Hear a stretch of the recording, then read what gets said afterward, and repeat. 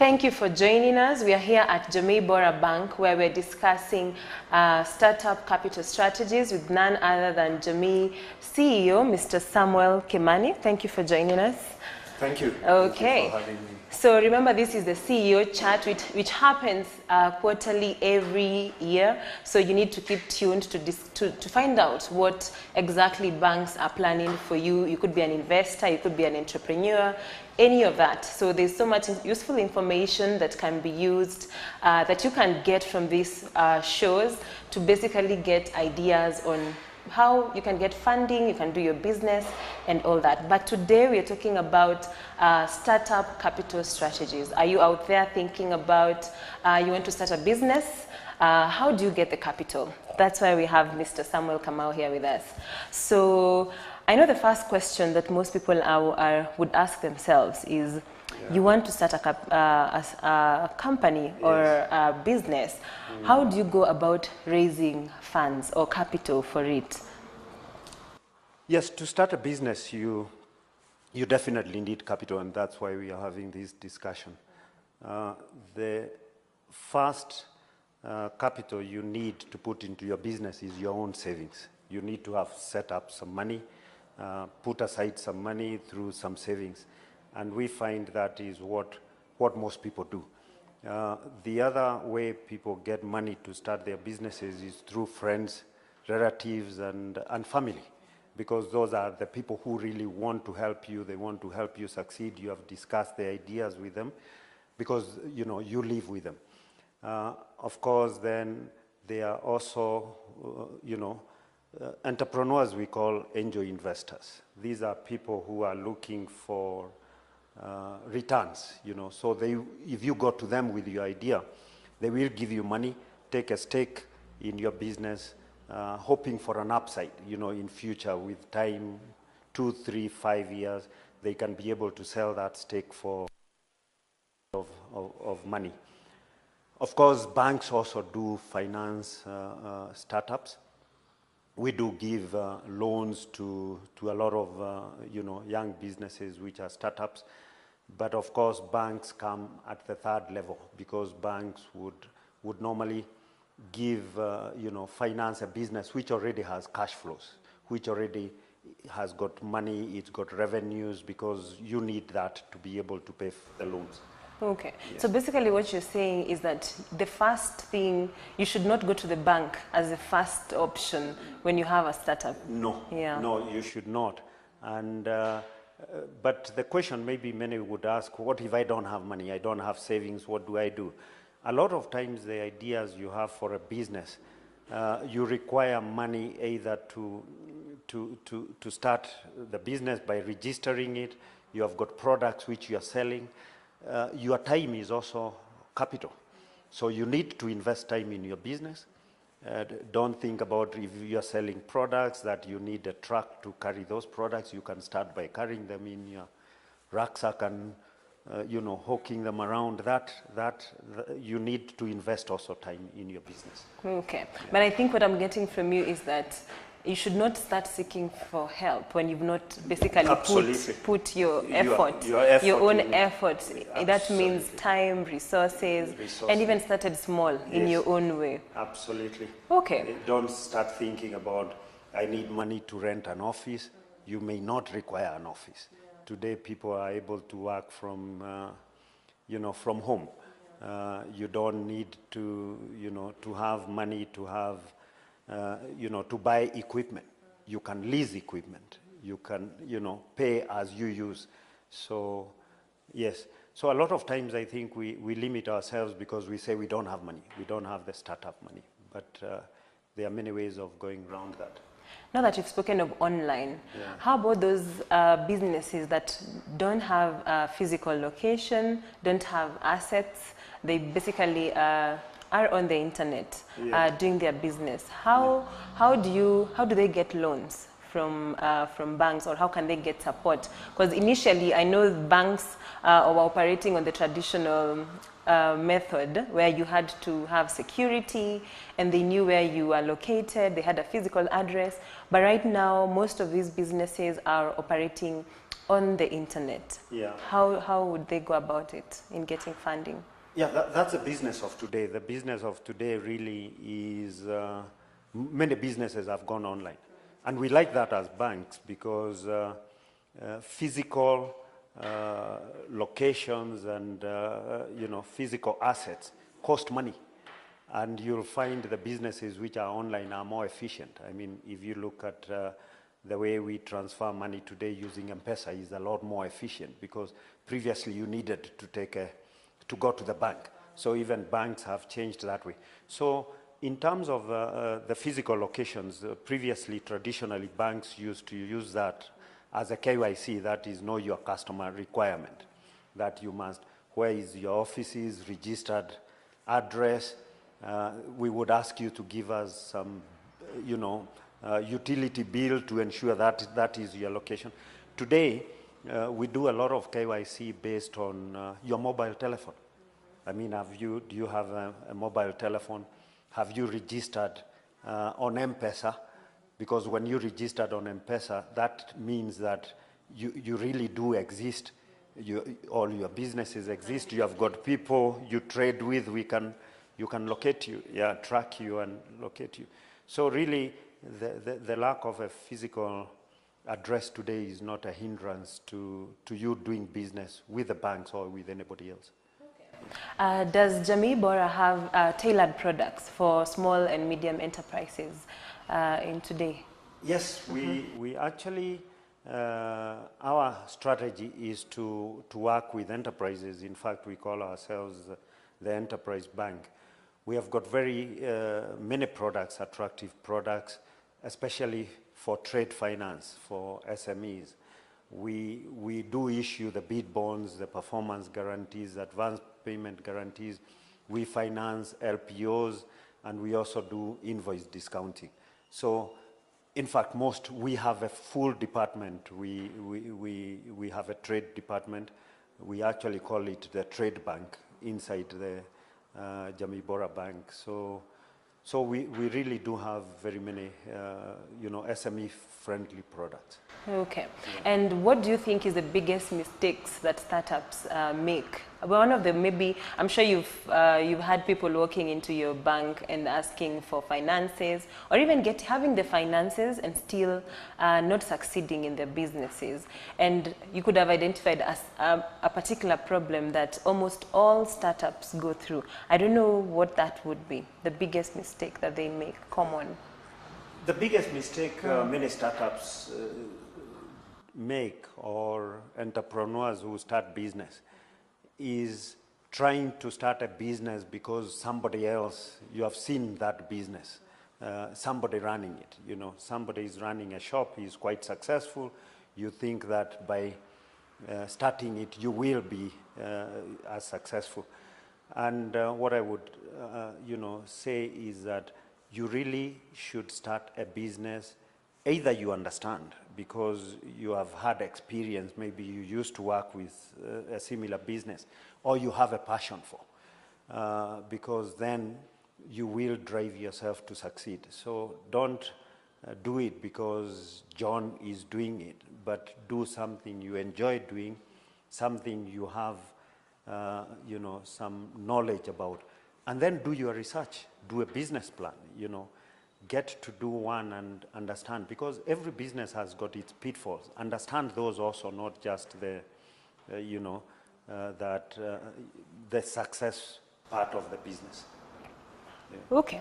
Does Jamii Bora have any advisory services where someone can just walk into your bank, even if they don't bank here, or if they bank here, and get advisory services either on tender processes or on investment or on how to start a business? Is there something like that? Yes, we do have two trade centers. We have a trade center on Koinange Street, where we used to have our head office, and we have one here in this building on Adwin Skodek. And our trade centers, what we do is you can come in there. We will, if you want to know about tenders for any company, say, for example, Kenya Power or a certain county, we do have those tenders on our you know, on computer. So, and we will help you fill those tenders. We will give you advice on in terms of what financing you need, how much financing you need to be able to tender. We will give you the requirements in terms of like the bid bonds, what are the requirements. We will help you fill them. We will even help you on if there are any legal requirements. So I would urge anybody who wants to tender to visit in one of those 2 trade centers and or get us online and ask anything they might be wanting to know. So we do help. We value that, you know, advising our customers, because it's important for them to, when they win the tender, we benefit. Yeah, we benefit. At the beginning of the interview, you mentioned about angel investors. Yes. I don't know if most Kenyans are aware of who these people are and where to find them. Is there somewhere, either on the internet and anywhere they can find these people? Unfortunately, in Kenya, the whole concept of angel investors, it's very, very prevalent, but it is not formalized. And I think we will need to think about formalizing that. But who is an angel investor? An angel investor is in your neighborhood. You look at a successful businessman in your neighborhood, the person who runs a shop, that's an angel investor, because he's in that business for making a return. If you can convince him that you have got an idea which would make him a better return than he's getting currently, he's likely to want to invest in your business. So the angel investors, of course, in other jurisdictions, you do have that formalized, and there are people who just keep money waiting for people who have got ideas who they can finance. But in Kenya, I find mostly the angel investors are the successful business people around you, the people who, high net worths who are around you. Don't feel shy. If you have got an idea, just go over to them, and so long as you can be able to market it, you'll find you will get that financing. Many of us have financed businesses. I mean, either of friends or relatives or people who have just walked to us and told us, look, this is a great idea. So most young people probably who have ideas on startups, once they approach angel investors, for example, most of these angel investors would want a certain, would want shares to own your company to a certain percentage. And most people are skeptical about this. Maybe you can tell them why they should not be skeptical towards giving shares to somebody who's willing to invest in their business and to get some shares out of it. The point you raise is actually very true of many of us, because we want to own our business. We say it is mine, I don't want anybody else. In fact, many people are afraid. I've personally approached people and asked them, would you like funding into your business? And they say no, because they think that when you go there, they now have to answer to somebody else. It is no longer their business. They can't do all they want to do.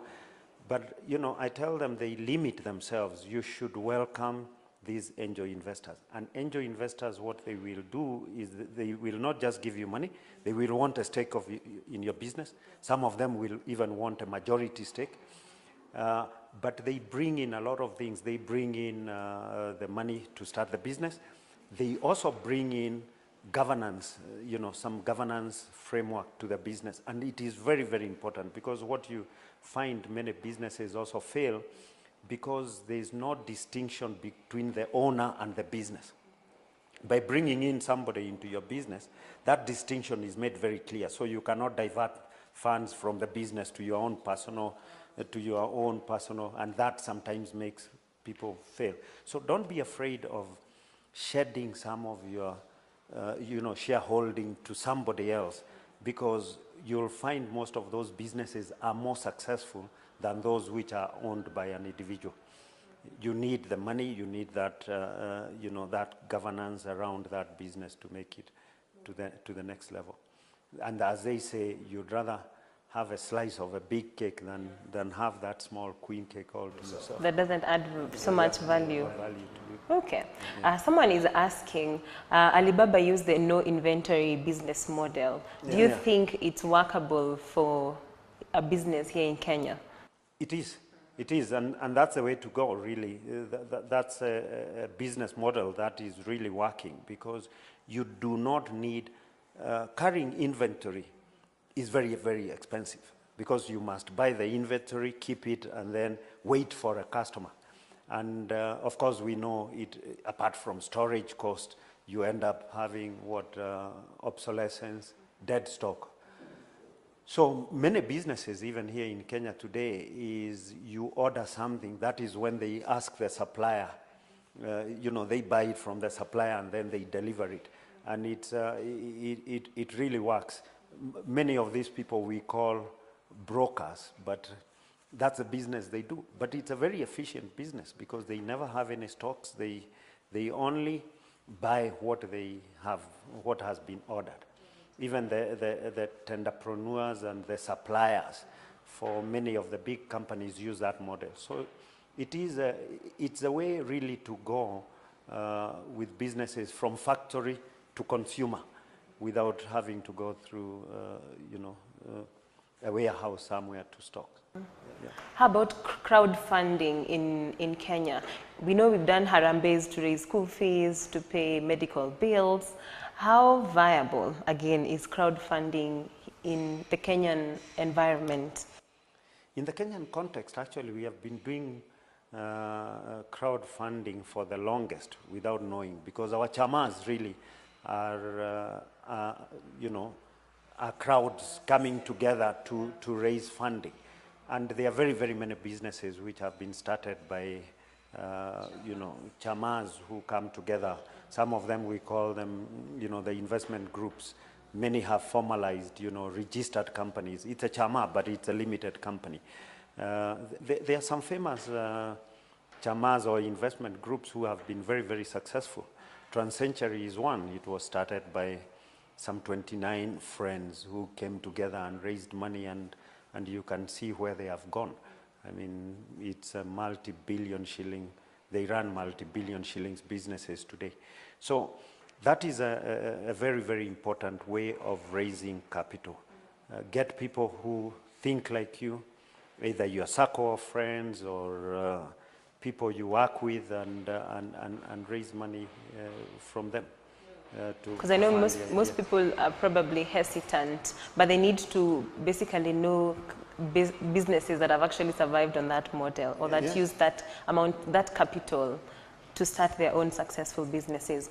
Another question most people would ask is, businesses, startups fail within the first, let's say, 2-3 years of beginning, and they fail, and that means that they have to start all over again.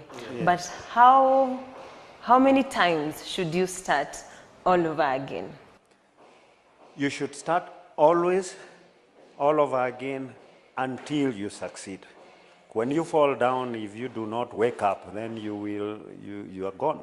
So does that mean that if your business fails, it won't work out again? No. Many successful people and examples of people like Richard Branson have started like 300 businesses. So it's not every business that will succeed, because otherwise we would all be very, very successful business people. But when one fails, wake up, start another one, and start another one. They actually say about 85% of all small businesses fail within the first 5 years. But it doesn't mean those are the only, 15% succeed, which is a big, big number, because many, many businesses are being started every day. So do not give up, start again. Start again and again and again until it works out. Okay. Are you in agreement that there needs to be a review of the regulations affecting SMEs, especially when it comes to taxation, business registration, to spur its growth at the beginning? Yes, I truly believe that it is an area where we must look into as a country. SMEs, the regulations, especially in terms of licensing, it's a big hindrance because you need multiple licenses. You know, you register a company, you need a county government license, you need a central government license. The whole successful countries where they have been very successful in nurturing SMEs have got what they call a single license. You should be able to get just one license to start your business. Then in terms of course, taxation, sometimes it becomes very complicated because you have got an entrepreneur who you tax the entrepreneur, you tax their business in terms of income tax, you have got things like the value added tax, you have got, so all these taxes, there needs to be a review, especially for businesses of a certain size, so that they are, you know, maybe have come up with a simpler taxation which everybody understands. So from licensing, we really must get to a single license for especially SMEs, and taxation needs to be simplified. Okay. Yeah. Most banks, for example, the traditional banks, don't give loans to startup businesses. Is there an exemption? Could there be an exemption of these startup that doesn't have any assets, but you think it's a very good idea? Is it a good idea for banks to set aside a certain amount every financial year, maybe to cater for those very unique business ideas that don't have a cash flow and don't have maybe proper structures? Could there be an exemption? Banks do not, banks raise money to lend to businesses from depositors. And that's why banks, you know, a bank is a very unique business because it's the only business where you go and give them money and you just get a piece of paper that, you know, you have deposited so much. So that's why it's regulated. We are regulated, banks are regulated to ensure that they prudently deploy customer deposits and they do not speculate on customer deposits. So banks would normally lend you money based on cash flows. If you do not have cash flows, you will find it difficult. Issue of security, of course, that's secondary always. And there are many ways we are able to fund people without security.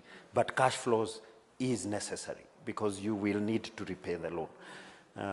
And securities, traditionally, of course, it was required that you have a property and physical assets. Today, we even use insurance. We insure the loan.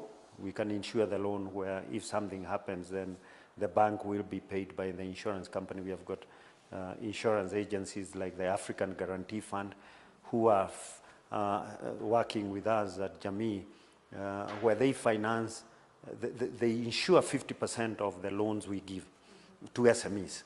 So that really helps the SMEs who do not have security to access credit.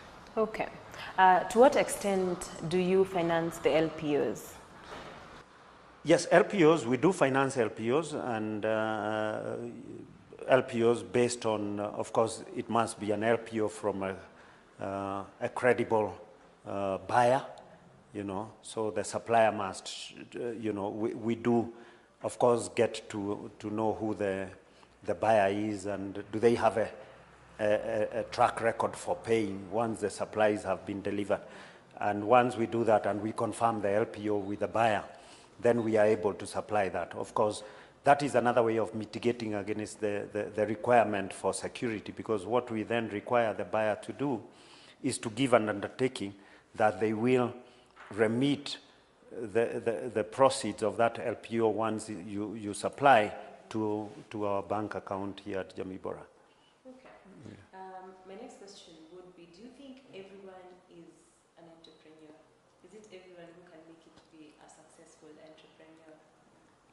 Not everybody will be an entrepreneur, but we all have something we have a passion for.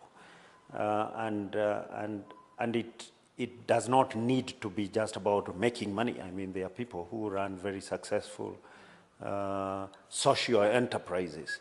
So we all have something we are good at, and that's very important, because even those entrepreneurs require those socio enterprises. Otherwise, without their customers being happy, their customers will not buy from them. So the thing is really to do what you enjoy, or something you like, you have a passion for. Have you funded, what's the best success story that you've had of financing a startup as Jamii Bora Bank? As Jamii Bora, we have one lady actually whom we funded many years back, who does transport business. This lady basically came from Mathare, and that's where she lived. She would do odd jobs to get by. And working with us, and she was able to get, she started off with, we used to have a trust. She went into the SACCO, saved some money. Today she owns a fleet of trucks which go, across the borders. And we are very, very, very proud of her. Yeah. Okay. That's nice. Yeah. I tend to believe nowadays financial services are highly decentralized. What is Jamii Bora doing about it, especially because most people think it's not very popular in the rural areas? Yeah, today actually banking services, as you rightly say, are decentralized. We are finding fewer and fewer people coming through our doors because they use alternative channels. The mobile is the best example. Many of us do not need to go to the bank. I can move money from my bank account to M-Pesa. We have got PesaLink, which is an initiative of the Kenya Bankers Association. So making payments today, internet banking. And then, of course, we have got the agents. If you walk around, you'll find very many bank agents. Jamii Bora, we have 120 agents, whom, we have gotten in the last 3-4 months. In all the counties, we have agents, and we hope to have about 1,000 agents by the end of this year.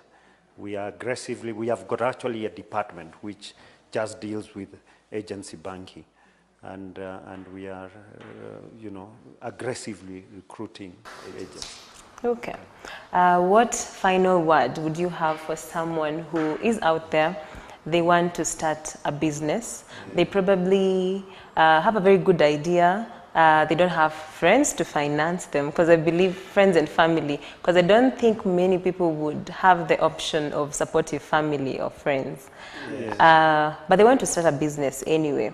And how would they go about saving for their business? Because as you said, you first have to start, invest your time, your money, or rather your savings, then get to friends, do your own bit.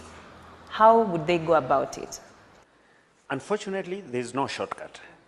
You must invest in your business because it is your business. So that time we are talking about, yes, why do you need money? You need money to start a business maybe because you need an office. You need to employ people. If you don't have that money, make your house your office. If you don't have that money to employ people, be the first employee of that business. You must invest. There are many successful businessmen who you may have to take a night job to survive as your business, as you start your business. You may have to work during the day for somebody else to get by, get living, all that, seed capital.